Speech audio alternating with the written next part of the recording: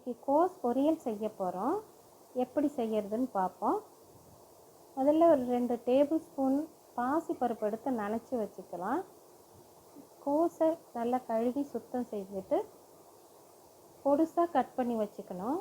இந்த பொடுசாக கட் பண்ணுறதுக்கு என்னால் முடியல, நேரம் இல்லை, அல்லது எனக்கு பழக்கம் இல்லை, அவசரம், இந்த மாதிரி இருக்கிறவங்க சீவல் கட்டை இருக்குது பார்த்திங்களா, சிப்ஸ் எல்லாம் போடுமே, அதில் கூட சீவிக்கலாம். அது ரொம்ப சுலபமாக இருக்கும், நல்லாவும் வரும், சீக்கிரமும் செஞ்சிடலாம். அது மாதிரி கூட சீவி எடுத்து வச்சுக்கலாம். அப்புறம் ஒரு பெரிய வெங்காயம் பொடுசாக கட் பண்ணி வச்சுக்கணும். 2-3 பச்சை மிளகா நீல வாக்கில் கட் பண்ணி வச்சுக்கலாம். 2 ஈர்க்கு கருவேப்பிலை எடுத்து வச்சுக்கலாம்.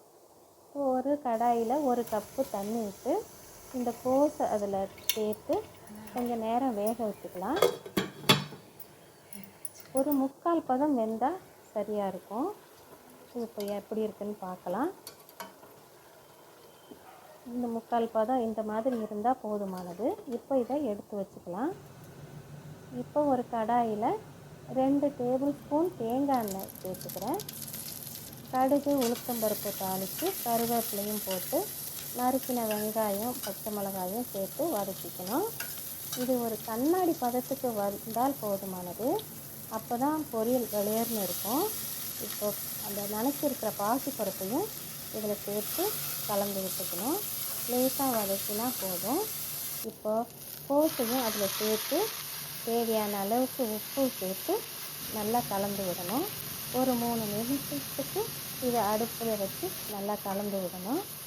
இப்போ ஒரு 2 கைப்பிடி அளவுக்கு தேங்காய் பூ இதில் சேர்த்துக்கலாம். சேர்த்து நல்லா கலந்து விட்டு இறக்குற சமயத்தில் ஒரு கைப்பிடி அளவுக்கு கொத்தமல்லி தழையும் இதில் சேர்த்து கலந்து இறக்கிக்கலாம். இப்போது ஒரு சர்விங் பவுலுக்கு இதை மாற்றிக்கலாம்.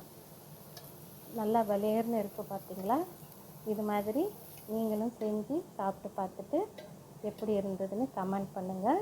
இந்த வீடியோ உங்களுக்கு பிடிச்சிருந்தா லைக் பண்ணுங்கள், ஷேர் பண்ணுங்கள், சப்ஸ்கிரைப் பண்ணுங்கள்.